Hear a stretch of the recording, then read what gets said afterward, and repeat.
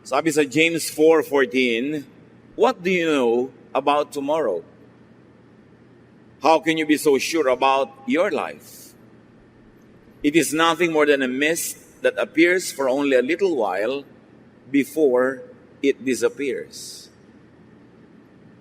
Hindi malungkot ang katotohanan ito, basta siya ay totoo lang.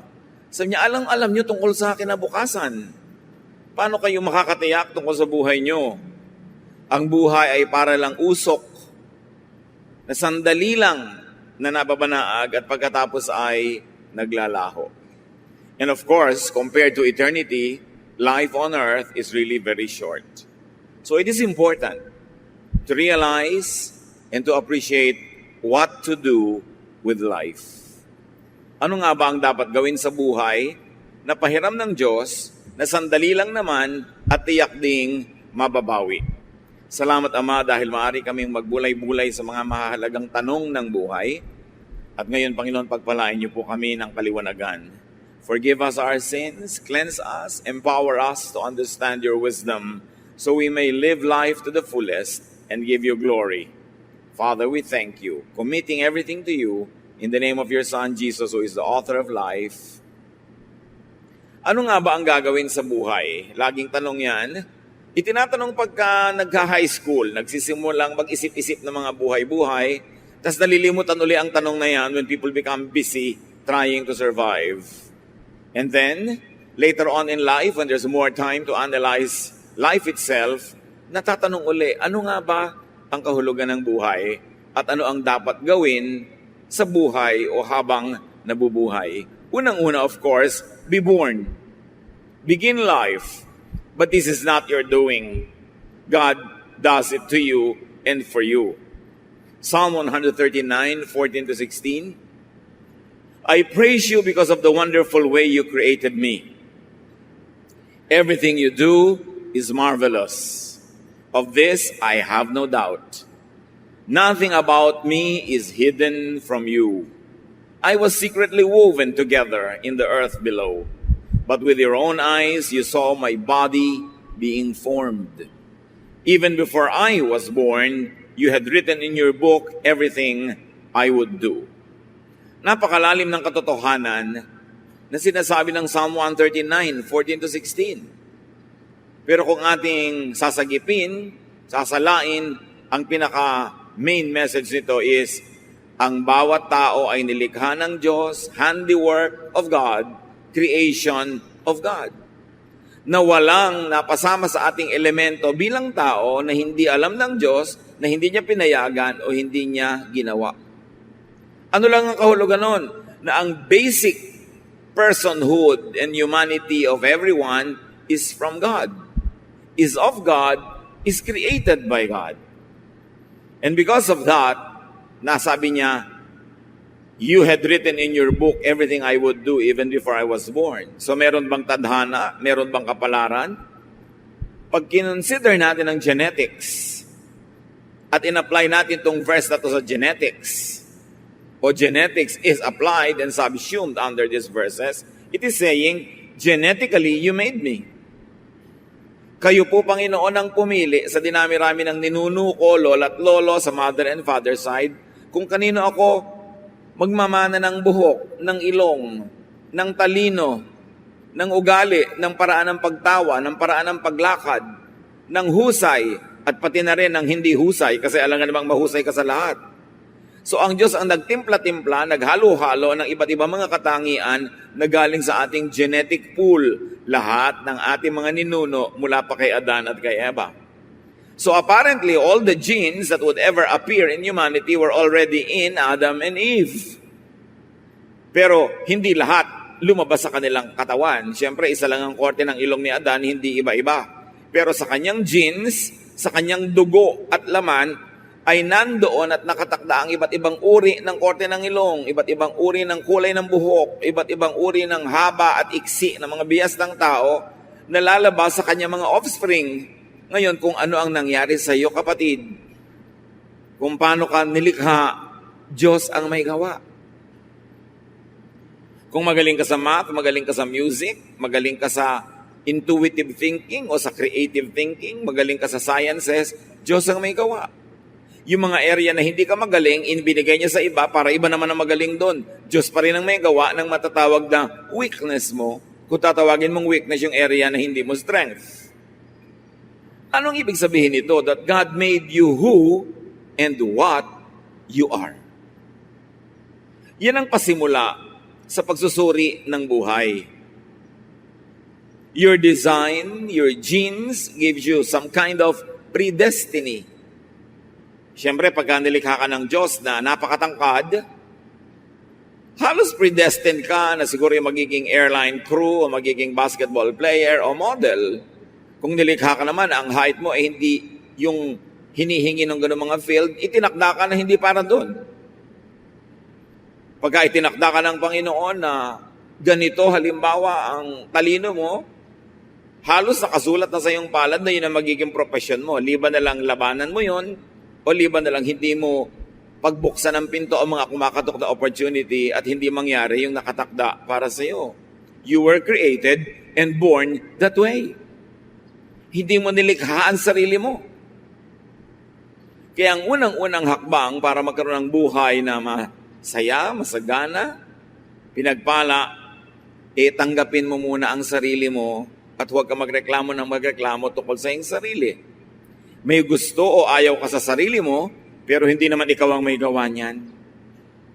So hindi mo pwedeng ipagyabang ang iyong mga kagalingan, kagandahan, kahusayan dahil Diyos lang ang may gawa. At hindi ka rin naman pwedeng sisihin sa iyong mga tinatawag na kakulangan o kapintasan, kung kapintasan mang matatawag yon. In other words, hindi naman tayo ang lumikha sa mga sarili natin.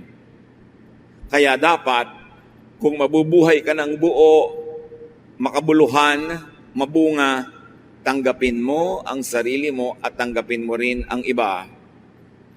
At sa abot ng iyong makakaya, na limitado naman dahil may nakatakda, improvein mo kung ano yung binigay sa iyo.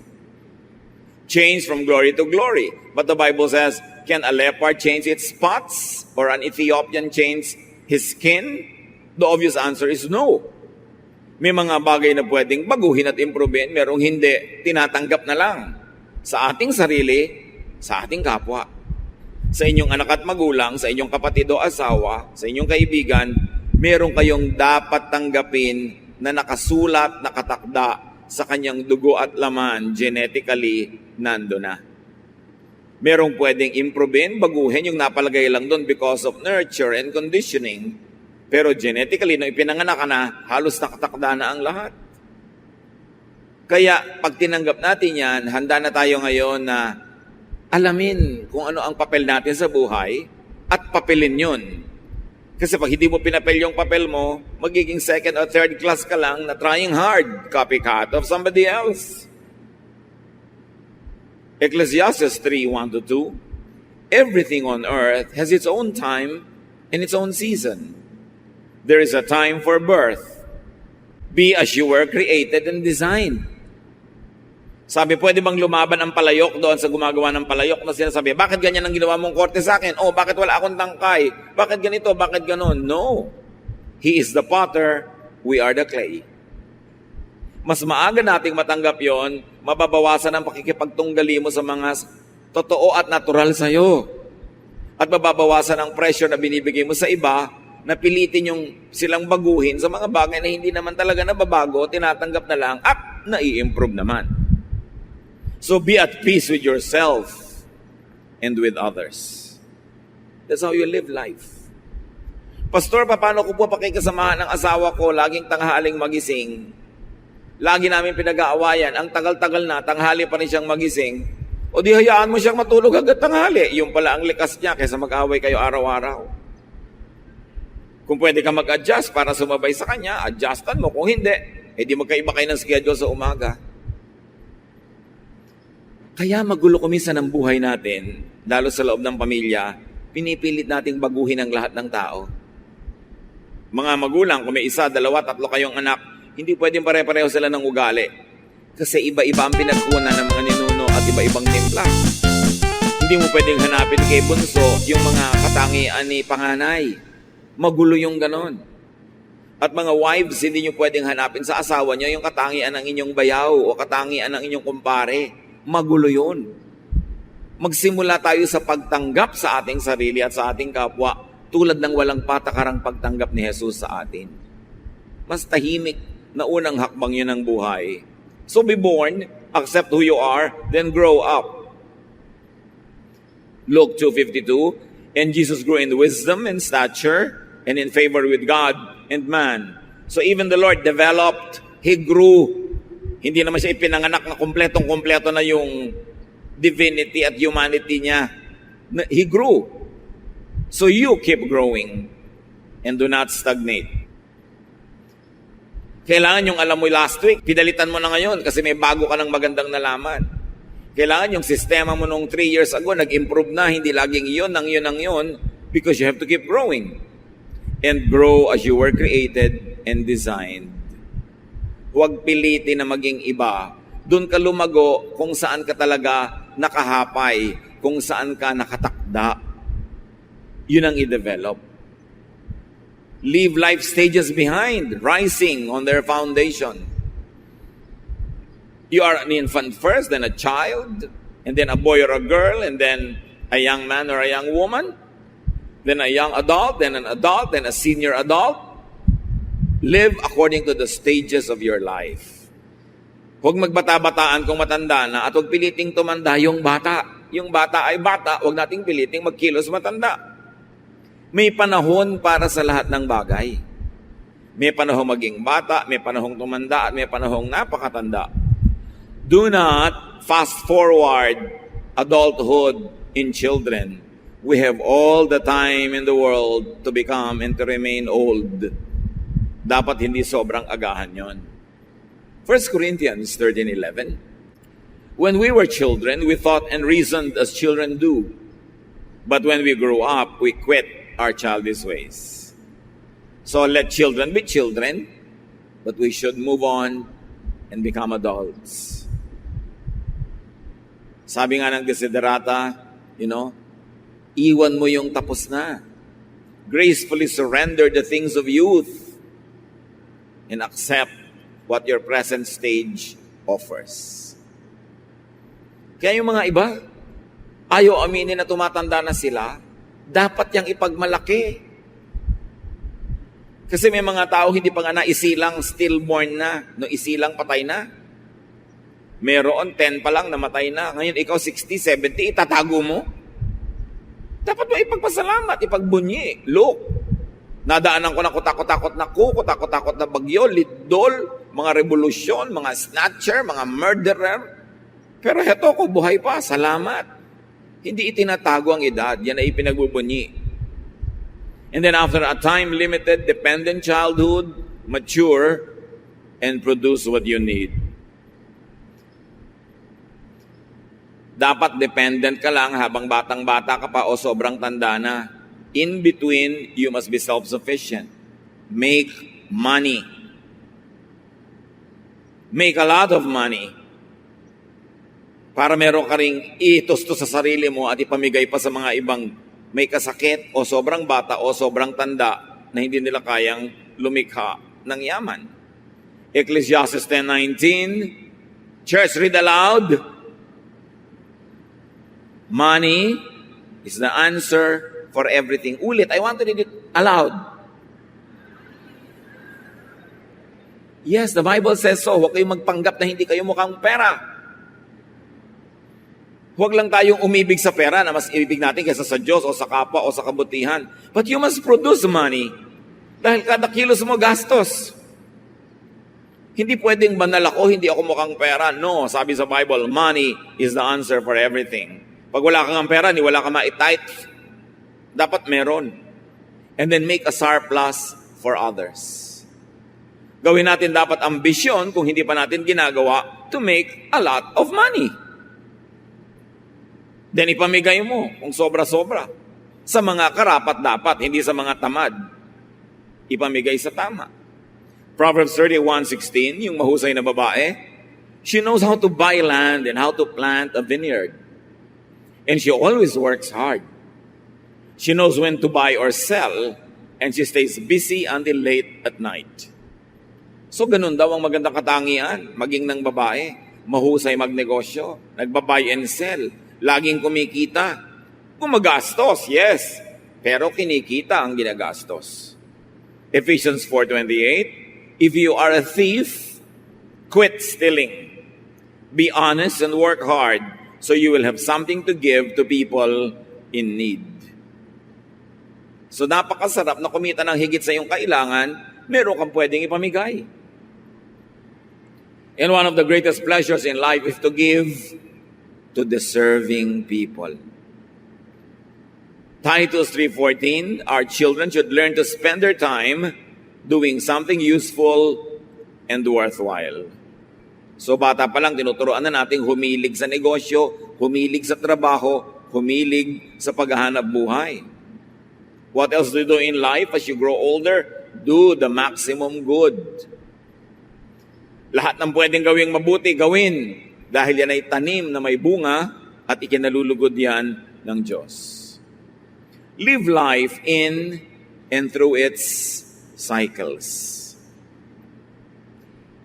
And I like to add, allow others to live life through and in cycles. Cycles of childhood, of young adulthood, of adulthood. Dapat lahat yan maranasan ng tao. Ecclesiastes 3:1-8, everything on earth has its own time and its own season.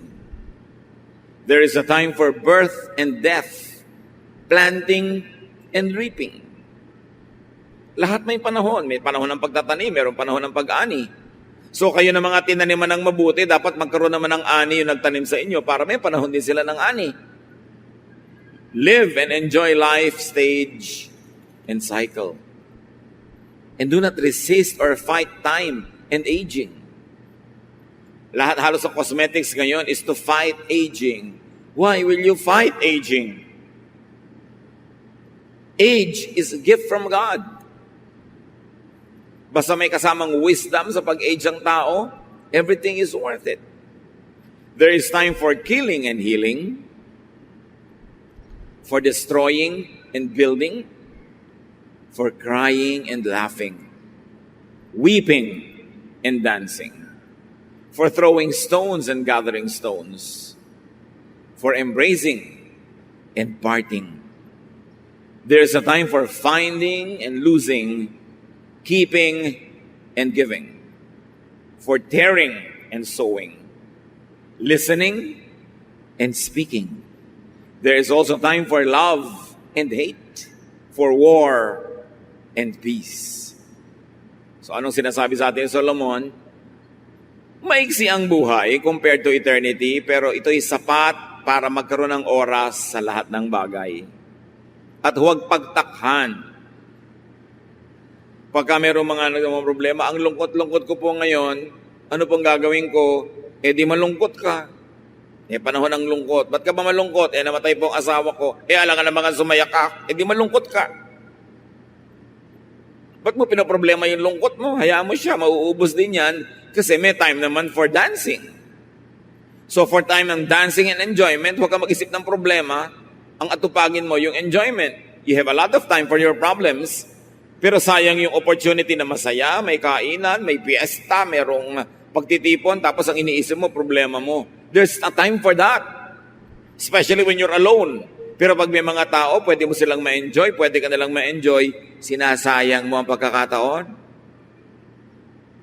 Kung ano dapat yung programa ngayon, anong nangyayari, sakay ka lang ng sakay.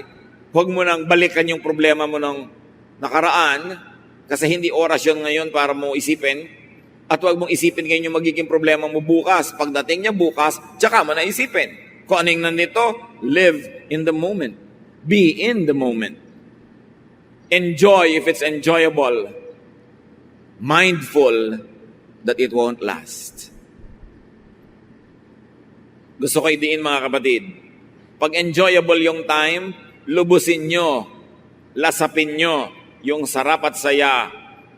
Dahil alam nyo, hindi rin yun magtatagal. May ending din yun, yung party. May ending din yung saya. So habang nandun, ubusin nyo ang pwede nyong maubos. Ngayon, pag oras naman ng lungkot, oras ng sakit, oras ng pagdurusa, paghihirap, endure time if it is painful. Thankful that it won't last either. Pag masaya, enjoy it. Mindful that it won't last. Pag malungkot, endure it. Thankful that it won't last either. Natatapos din ang hirap. Natatapos din ang lungkot. At kung anong ibigay sa inyo ng Panginoon, huwag kayong maarte, huwag kayong magilting, enjoyin kung ibinibigay sa inyo. Ecclesiastes 11:8, even if you live to a ripe old age, you should try to enjoy each day. So ano sinasabi ni Solomon? Kahit matanda ka na, maghanap ka pa rin ng gimmick. Maghanap ka ng fun. Feel young. Look young. But think like an adult. Behave like an adult. But be happy. At isa yan sa mga gifts natin sa ating mga magulang, lolo at lola, lalo't naging mabuti silang magulang, dapat magsaya naman sila sa kanilang pagtanda. Hindi ang tanda-tanda na nila, taga-alaga pa ng apo. Dapat, gusto kong yakapin ng apo ko, sa'yo ko na, pagod na ako, ito na uli ang anak mo, alagaan mo na uli. Ganun lang, hindi yung sila tong nakatali sa mga apo. Inalagaan na nga kayo, pati anak nyo, alagaan pa ng magulang nyo, ano kayo? Dapat, kung gusto lang nila, pagka naiinip lang sila o natutuwa, pero hindi nila tungkulin yun. Hindi tungkulin ng mga lola at lolo na alagaan ng mga apo. Tungkulin nyo ng magulang. So give them time to rest, to enjoy life. At syempre, because, ano nga yung binasa nating malakas na verse? Ulitin nyo nga. Lakasan. Yes, money is the answer for everything. Dapat punuin nyo ang bulsa ng matatanda ng money. Sustentuhan. Pag binigyan mo ang matanda ngayon, sabihin mo, next month po, ganyan din ang ibibigay ko. Hindi ibibigay mo, pero hindi niya alam kung kailan yung next. Hindi tuloy siya makapag-plan ng budget. Right? Dapat, pinalaki ka, pinakain ka. Panapanahon lang. Panahon mo naman ngayon para mag-alaga ng mga matanda na. Hindi yung matanda na sila, sa kanya ka pa kayo hihingi ng pang-load. Ang kapal naman ng anak na ang tanda-tanda na nanay, pahingin pang-load. So, kailangan bibigyan ng pahinga ang matatanda para buong buhay, lahat ng cycle na enjoy nila. Lesson naman, maging mabuti tayo magulang para ganado na yung mga anak natin na mahalin tayo pagdating ng panahon. Diba? Ecclesiastes 7:14, when times are good, be happy. But when times are bad, consider this, God has made the one as well as the other. Therefore, no one can discover anything about their future. Lagi may nagtatanong, pwede po bang hulaan yung future? Ayan, sinabi niya, no one can discover anything about their future. So tama na ang katatanong tungkol dyan sa hula na yan. Hindi nalalaman kung anong darating pa. Pero kung anong dumating, try to enjoy it. Sabi, pag masaya ang panahon, magsaya ka. Pag malungkot ka, di malungkot ka. At tandaan mo, Diyos din ang may gawa niyan. Hindi si Satanas. Tanggapin mo, bahagi talaga yan ng buhay. It is a given. Do not contend with it. Just accept it. Thankful that sad times won't last forever. Mindful that happy times won't last too long, so enjoy it. Maximize enjoyment. Kung gusto mong tumanaw ng utang na loob sa Diyos na nagbigay ng buhay, enjoyin mo yung binigay niyang buhay at ikatutuwa yun ng Diyos. Hindi siya na-o-offend kung nag-e-enjoy ka. Mga religious leaders lang kuminsan ang na-o-offend pag nag-e-enjoy ang mga tao, but not God. God wants you to have a life, a full life, a meaningful and a happy life. So make and let others enjoy. Gawin yung mission sa buhay, mga kapatid, to make people enjoy. Especially people who are good to you and kind to you. What do you do with life? Minimize pain and suffering. Bawasan, untian natin ang lungkot at hirap ng buhay. Huwag makipag-away. Nakakalungkot yan. Huwag mang-api. Huwag maging killjoy sa iba. Minsan, yung taong to, ngayon lang pala siya nagkaroon ng kaligayahan. Kikilljoyin mo pa. Ang tagal-tagal pala niya nagdurusa. Tapos ngayon, naiinis ka dahil ang lakas niyang tumawa. Ngayon lang pala nakatawa yung tao after many years. Hayaan niyo yung mga tao. Let people also enjoy their lives. Ecclesiastes 12:13-14. Everything you were taught can be put in a few words. Respect and obey God. This is what life is all about. God will judge everything we do, even what is done in secret, whether good or bad. So laging igalang ang Diyos. Itrato ang mga tao tulad ng gusto ng Diyos sa pagtrato natin sa kanila. Igalang ang ating sarili, mahalin ang buhay. At kung kaya mo, get a partner. Or a substitute. Maybe a friend. Kasi kung wala kang tunay na romantic partner, maybe there's the next best thing. But always have a partner, a friend, someone that you share time and space with. Genesis 2:18, the Lord God said, "It isn't good for the man to live alone." So mga magulang, huwag tayong mangontrabida sa mga nagugustuhan ng ating mga anak. Sila ang makikisama. Dapat ang kasama nila sa buhay, yung gusto nilang kasama. Yung masaya silang kasama, hindi yung gusto natin para sa kanila. Hindi naman tayo ang makakasiring nun at makakasalo. Pero siyempre, mga anak, makinig din sa opinion ng magulang kasi kung minsan, dahil sa edad, marunong na silang kumilatis kung sino ang problematic person pala at hindi makakabuti para sa iyo. But at the end of the day, it's really the choice of the one who is going to get into the partnership. And let's allow people to have their own partners. Huwag tayong mga kontrabida. Sabi sa Ecclesiastes 4:9-12, 2 are better than 1 because they have a good return for their labor. If either of them falls down, one can help the other up. But pity anyone who falls and has no one to help them up. Also, if two lie down together, they will keep warm. But how can one keep warm alone? Though one may be overpowered, two can defend themselves. A cord of 3 strands is not quickly broken. So napakalino ng sinasabi na mabuting ang tao may kasama sa buhay. Kung may romantic partner, the best. Ngayon, kung wala nun, the next best thing. Merong matalik na kaibigan, merong mabuting kasama sa negosyo, kabarkada, kaibigan, kasi ang buhay mas mabuti kung merong kasalo.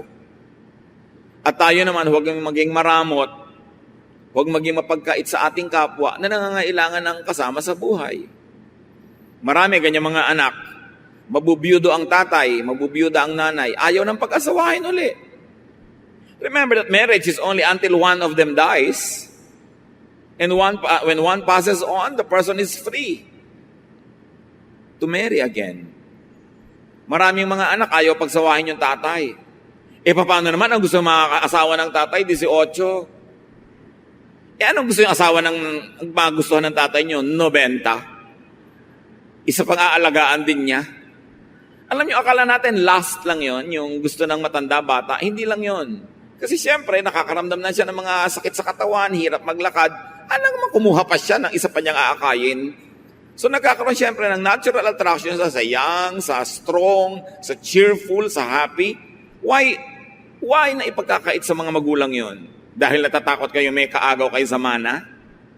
Sa mga lupa, sa kuko ng tatay nyo, maghahati-hati kayo sa konting lupa. Pagkakaitan nyo siya ng kaligayan. Bakit? Masisipingan nyo ba siya? Makakamot nyo ba yung likod niya the way a wife or a partner could? So bakit yung pagdadamutan? Ipinundar niya yung kanyang mga property, natatakot kayong pagmamatay siya, may mapunta doon sa kanyang mapapangasawa. Maraming anak, ganun ka-selfish. Magpundar kayo ng property nyo kung gusto nyo magkaroon. Huwag nyong bigla na lang titigan yung mamamanan nyo na pinagkakaitan nyo yung matanda na makapag-asawa sa takot nyong mabawasan ng mana. Meron pa, nanay, ang tanda-tanda nyo na, nakakahiya naman po na mag-asawa pa kayo. Bakit nakakahiya? Marriage is honorable, no matter what the age. Sasamahan nyo ba siya araw-araw? Pumupunta lang naman kayo kung birthday o pag Biyernes Santo o pag Noche Buena. Ibang araw, wala namang kasama yung matanda. Ba't di nyo hayaang may kasama? Don't be a killjoy. Let people have partners of their choice. Choice nila yun. Si King David nga nung matanda na hindi na matanggal ang ginaw sa katawan. 1 Kings 1-4. King David was now an old man, and he always felt cold, even under a lot of blankets. His officials said, "Your Majesty, we will look for a young woman to take care of you. She can lie down beside you and keep you warm." They looked everywhere in Israel until they found a very beautiful young woman named Abishag, who lived in the town of Shunem. They brought her to David, and she took care of him. Bakit nyo naman mamasamain? Lalo kung matanda na, edi na magkaroon siya ng happy ending. Para yung pag-exit niya sa mundo, nakangiti siya. Bakit mainit ang mga tao, ang mga mata ng tao sa may edad na may gusto pa ng partner? Alam niyo yung pag-edad, sa itsura lang, pero ang nadarama naman ng matanda, pareho lang nung siya ay 14. So huwag nating pagkaitan ng mga matatanda ng ganon. What else do you do with this short life? Have offspring. Whenever you can, magkaroon ng anak, or its closest, second best thing, and raise your children. Raise them well. Mahirap lang naman magpalaki ng bata kung maliliit pa sila. Pag lumalaki na, gumiginhawa na rin yan. Mabuti yung may mga anak. At kung kaya natin mga kapatid, help others raise their own children too. Proverbs 22 verse 6, teach your children right from wrong. And when they grow, they will still do right. Ang pagtuturo kung kailan bata, kaya dapat hindi yun napapabayaan. Isa sa mga social dangers ng ating OFW phenomenon, kumisan walang nakakatutok sa mga bata. Kaya tuloy ang nangyayari, lumalaki na walang guidance. Kailangan habang bata, mahalin, tutukan, alagaan, para paglaki, balanced person siya. And now, of course, enjoy your children. And when you grow older, your grandchildren. Bakit ka pa may anak kung hindi mo naman may enjoy? And enjoyment is sharing time and space. There should be a lot of togetherness, a lot of fellowshipping. Proverbs 17:6, grandparents are proud of their grandchildren. Which of course goes without saying, mga young people, live so that your grandparents will be proud of you. Hindi yung binibigyan nyo sila ng kahihiyan, kundi sila ay may maipagmamalaki. So mga kapatid, enjoy fruits of lifelong toil and good works. Kaya yung mga magulang natin, pag nagsi-senior years na sila, dapat na-enjoy na nila lahat ng itinanim nila. Hindi yung kasama pa tayong namimitas. Dapat tayo na yung nagdadagdag sa mga kaing-kaing nila ng mga ani. Ecclesiastes 3:13, because God's gift to us is the happiness we get from our food and drink and from the work we do. Regalo yun ng Panginoon na tayo'y umani ng itinanim at lasapin ang sarap ng ating mga mabubuting naging mga gawa. Ecclesiastes 5:19, suppose you are very rich and able to enjoy everything you own. Then go ahead and enjoy working hard. This is God's gift to you. So yung mga bunga ng iyong pagsisikap, sabihin ko na, huwag kang mahiya na ina-enjoy mo yan. Huwag kang mag-apologize. Bigayan ng Diyos. God wants you happy. God wants you to have pleasure. Hindi yun ipinagkakait ng Panginoon at hindi dapat ikahiya kung sa malinis namang paraan ng galing. So nagawa nyo na yan. You are born, you grow, you enjoy life, you get a partner, you have children when you can. You do the maximum good, you minimize pain, you maximize enjoyment. And when your time comes, die. Natural darating yon. Sabihin nyo nga sa katabi nyo, die. Pero huwag muna ngayon, di ba? Later, much later. Pagka merong may sakit na talagang nag-aagaw buhay na, ibubulong mo na, mother, die. Siyempre, panahon na eh. Pagka talagang panahon na, sige po lola, die. With a smile. Bakit? You lived a full life. You cannot be on earth forever. Malungkot ka lang naman at magkaroon ka ng mga regret kung walang nangyari sa buhay mo, hindi ka nag-enjoy, hindi ka nasarapan, tapos eto ngayon, namamatay ka na. Kaya dapat, pinapasarap, pinapaganda buhay, para pag binabawi na ang ating hininga, buong puso at maluwag sa dibdib mong isasauli, because you lived a full life with no regrets. Ecclesiastes 3:1-2. Everything on earth has its own time and its own season. There is a time for birth and death, planting and reaping. So death is as natural as birth. Kanya-kanya. Iba-iba lang ng excuse. Pero magkakaroon din ng excuse. Hindi dapat nalulungkot. Lalo't may edad na. Nagkaroon ng magandang buhay. Siyempre, normal lang na magkaroon tayo ng konting agam-agam, mga lungkot-lungkot, pero nababawasan yon kung alam mo na ginawa mo ang mabuti sa taong ito sa abot ng iyong makakaya. At kung kinukuha na siya patungo sa Panginoon, buong puso mo nang ibibigay. 2 Corinthians 4:16, therefore we do not lose heart. Though outwardly we are wasting away, yet inwardly we are being renewed day by day. Kahit na nagmumukha tayong naluluma sa panglabas nating katawan, yun namang ating espiritu ay lagi nang binabago ng Panginoon at tayo ay uuwi sa Kanya as fresh and as young as ever. Katawan lang yung tumatanda, hindi yung espiritu. Death, like birth, is not your doing. So be ready to die anytime without regrets. Maiksi man o mahaba ang buhay, marami mang taon o konti, sa anumang oras na ibinigay sa atin, sa bawat at sa loob ng isang araw, mga kapatid, maximize enjoyment. Do the maximum good. Minimize pain. Love people. Savor life. Enjoy life. Every day. Para kahit any day kang kunin, wala kang lugi. Hindi pwede magtitiis ka ng 10 taon para mag-enjoy sa 11th year. Paano kung namatay ka sa 9th year? So every day, meron kang konting bakasyon. Kahit ilang minutes in your mind. Kung kaya mo na oras, may rest ka. Every day, may oras ka ng trabaho, may oras ka ng pahinga, may oras ka ng entertainment and refreshment, may oras ka to love, may oras ka to learn and to teach. Every day, every week, every month, every year. Para anumang oras dumating ang end of this life, kumpleto lagi yung cycles ng buhay mo. Ecclesiastes 8:8, we cannot control the wind or determine the day of our death. Hindi yan nalalaman. So live as if you're going to die tomorrow. Enjoyin mo lahat, gawin mo lahat ang mabuti, all in a day. But plan as if you're going to live 100 years.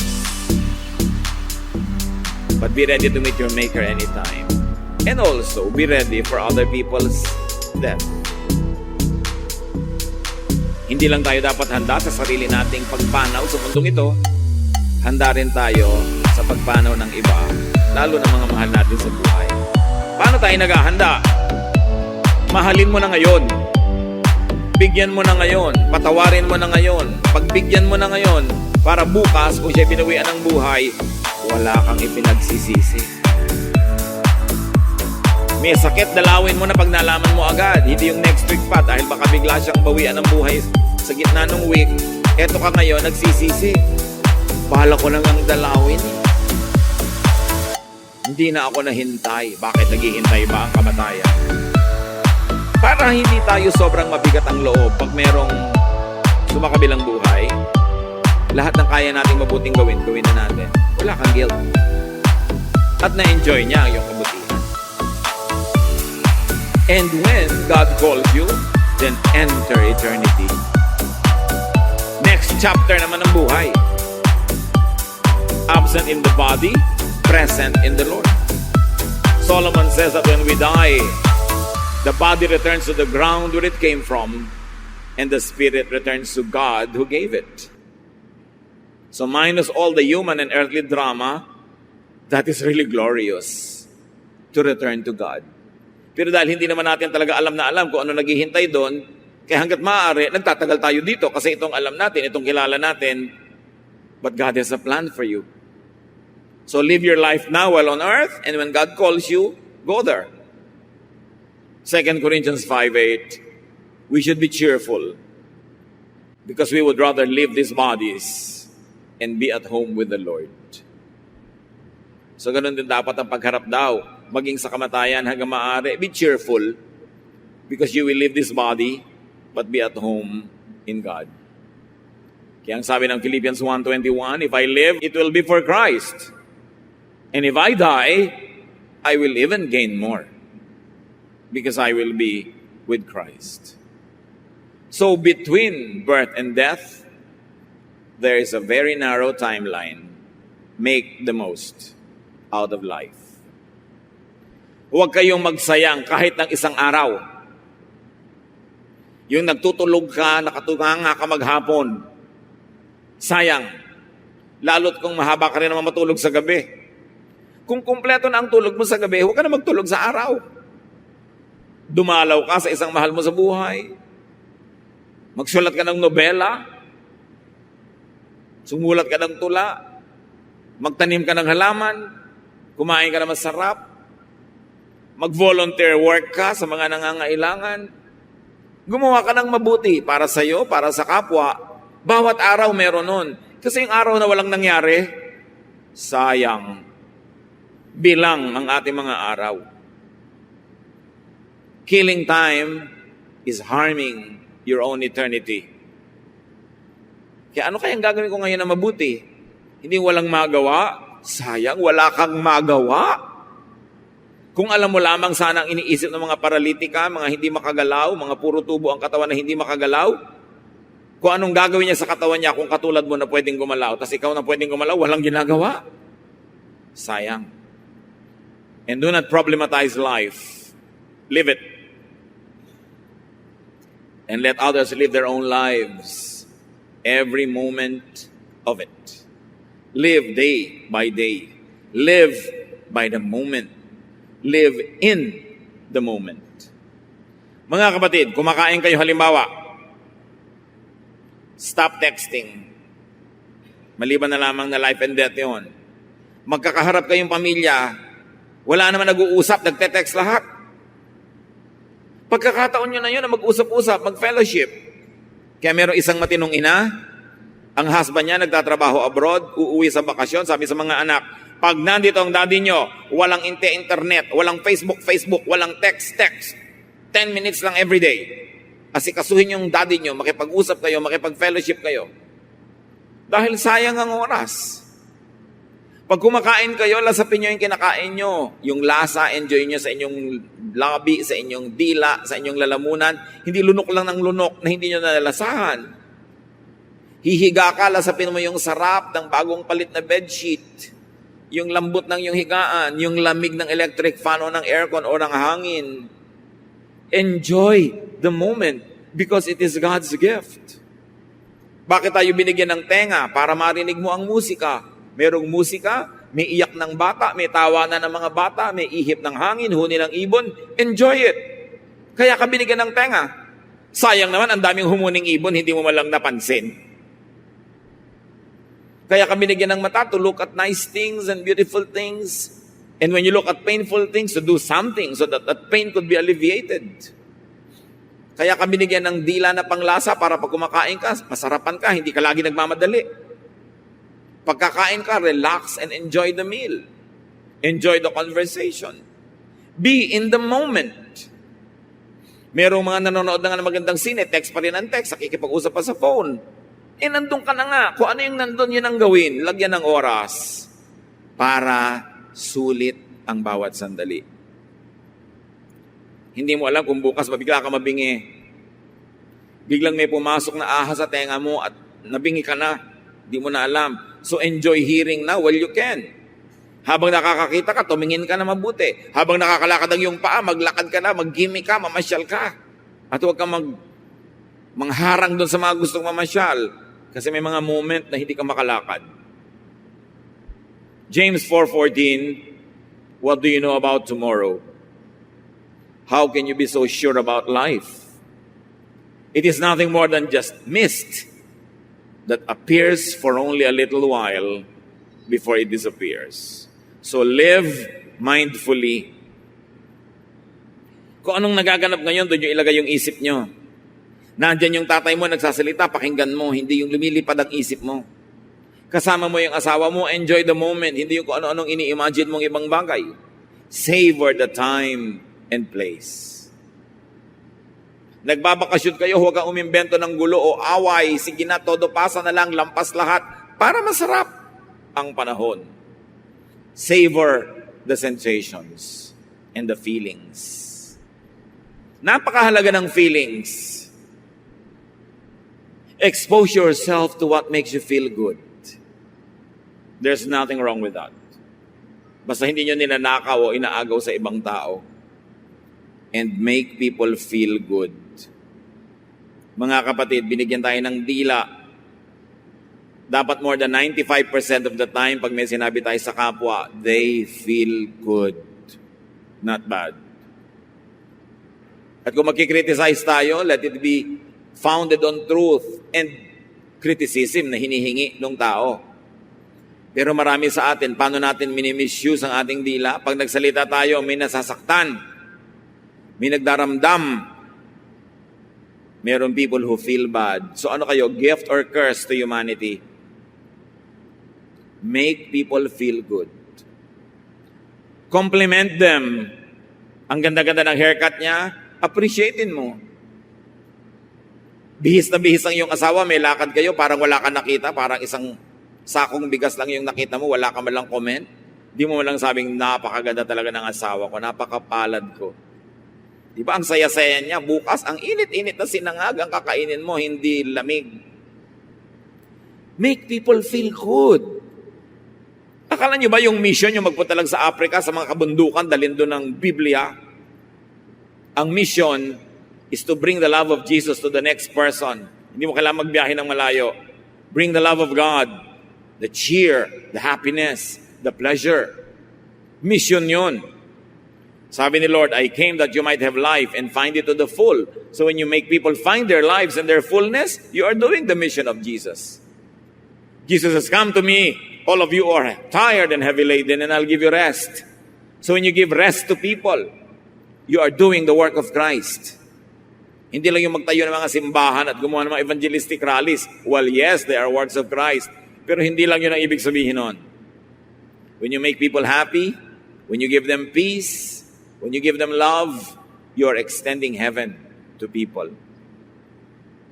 So do your best and don't worry about tomorrow. Matthew 6:34, sabi ng Panginoong Jesus, don't worry about tomorrow. It will take care of itself. You have enough to worry about today. Practice discipline, mga kapatid. Yung problema nyo lang ngayon, yung kaya nyo lang harapin, kaya nyo lang solve, ang gawin nyo. Yung bukas, ipagpabukas nyo na. Yung iba hindi nila nakakaya yung dala, nababaliw, nagpapakamatay, bumibigay, kasi dinadala ngayon, pati yung problema na pang next week. The grace of God today is enough for all the trials of today. Tomorrow's problems will be accompanied by blessings of God tomorrow. Sabi sa Psalm 90 verse 12, teach us to use wisely all the time that we have. Gaano karaming oras pa kaya, araw, buwan, minuto ang natitira bago tayo humarap sa Diyos at mabawian ang buhay? Use wisely all the time that you have. To love, to be loved, to do the maximum good, to share the gospel of Jesus to people, not only the words of the Bible, but love in action as exemplified by Jesus. And when your time comes to meet your Maker, die. Ganun talaga ang buhay. Huwag dramahan masyado. Meanwhile, while you are not being called to eternity, live.